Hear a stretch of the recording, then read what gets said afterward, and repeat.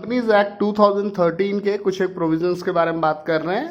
हमने अपने इससे पिछले वाले वीडियो में डॉक्ट्रिन ऑफ अल्ट्रा वायर्स किया था, अभी हम लोग कर रहे हैं doctrine of constructive notice. Yes, doctrine of constructive notice कहता है कि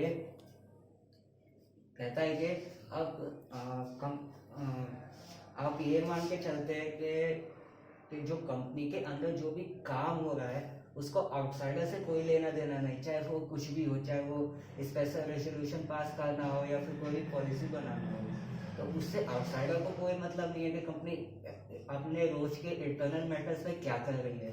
तो कंस्ट्रक्टिव नोटिस कहता है कि weather a person reads the document or not, he is presumed to have knowledge of the document। मतलब ये मान के चला जाएगा कि उसको उन सभी डॉक्यूमेंट्स की नॉलेज है जो भी पब्लिक डोमेन में रखती है कंपनी अपने, लाइक MOA AOA हो गया, ये सब उसको चाहे वो उसमें पढ़ा हो ना पढ़ा हो वो कंपनी हैंडल नहीं करेगी। वो ये मान के चलेगी कि हाँ इस पर्सन को इन सब के कंटेंट्स के बारे में पूरी की पूरी नॉलेज है ना।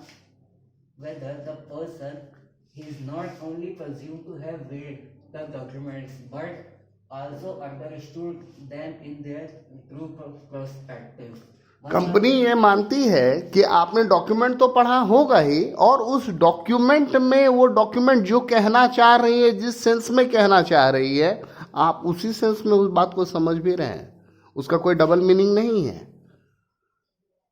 Yes, So every person dealing with the company not only has constructive notice of MOA and AOA but also all the other related documents such as special resolution which are required to be registered with the registrar। मतलब जो भी outsiders है उनको खाली MOA या फिर AOA ही नहीं but उन सभी डॉक्यूमेंट्स का कंस्ट्रक्टिव नोटिस एज्यूम किया जाएगा। जो भी रजिस्ट्रार के पास एक कंपनी को रजिस्टर करवाने की नीड होती है, जो भी वो करवाते हैं वो सब इसके अंदर आ जाएंगे। अगर कभी भी कोई स्पेशल रिजोल्यूशन पास होता है तो वो भी रजिस्ट्रार के पास जाता है, और अगर रजिस्ट्रार के पास गया, now it is in public domain and public whosoever is a stakeholder with the company and is whether it be a potential investor, whether it be the creditor, whether it be the supplier or any outside body, it is supposed that that person or that organization has all the required information regarding the management and affairs of the company and how the company deals, what the company plans. This is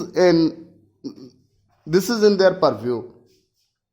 If a person enters into a contract which is beyond the power of the company as defined in MOA or outside the authority of directors, so the outsider cannot acquire any right under the contract against the company।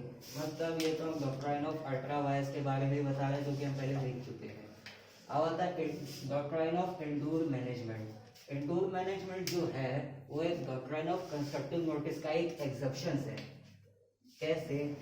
मतलब indoor manage इस doctrine के हिसाब से जो outsider है उसको ये जरूरत नहीं है कि वो कंपनी के इंटरनल मैटर्स में उसे देखे। It says that a person who deals with the company are not bound to inquire into the regularity of the internal procedures of the company के इंटरनल प्रोसीजर डेली बेसिस पे क्या हो रहे हैं वो आउटसाइडर को जानने की जरूरत ही नहीं है। ये कहता है they assume that the everything is done in accordance with the procedure laid down in AOA of the company। और वो ये मानते हैं कि कंपनी के अंदर जो कुछ भी हो रहा है वो AOA के तहत हो रहा है, आर्टिकल ऑफ एसोसिएशन के तहत हो रहा है, और उसमें ऐसा कुछ भी नहीं है कि वो किसी को भी एडवर्स इम्पैक्ट डाले, और वहां पे कोई भी इरेगुलरिटी नहीं है किसी भी इंटरनल प्रोसीजर में। अब डॉक्ट्राइन ऑफ इंडोर मैनेजमेंट के यहाँ पर कुछ एक्सेप्शंस भी हैं जिस केस में आउटसाइडर इस डॉक्ट्राइन के तहत अपने आप को प्रोटेक्ट नहीं कर सकता। मतलब इंडोर मैनेजमेंट वहाँ किसी आउटसाइडर को प्रोटेक्ट नहीं कर सकता। First is actual of constructive knowledge of the irregularity. मतलब अगर जो आउटसाइडर है जो कंपनी के साथ डील कर रहा है उसको कंपनी के इंटरनल मैटर्स की नॉलेज होना इम्पोर्टेंट नहीं है, बट बाय चांस अगर उसको पता होता है कि हाँ कंपनी ये चीज़ कर रही है और उसके बाद भी वो कंपनी पे श्यू करता है, अगेंस्ट द कंपनी श्यू करता है कि हाँ ये चीज उसको नहीं पता, तो एक्चुअल और कंस्ट्रक्टिव।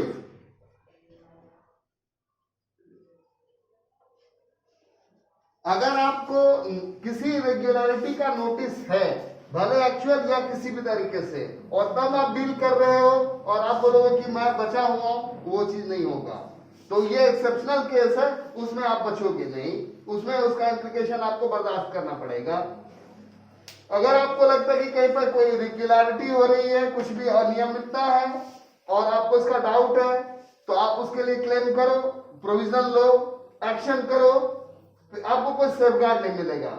और अगर कोई कहीं पे फॉर्जरी भी है, कोई धोखा हुआ है, कोई मैल प्रैक्टिस हुई है, तो ऑब्वियसली उसके खिलाफ तो एक्शन लिया ही जा सकता है। तो इतना ही था हमारा इस वाले वीडियो में। हम अपने अगले वीडियो में और बात करेंगे।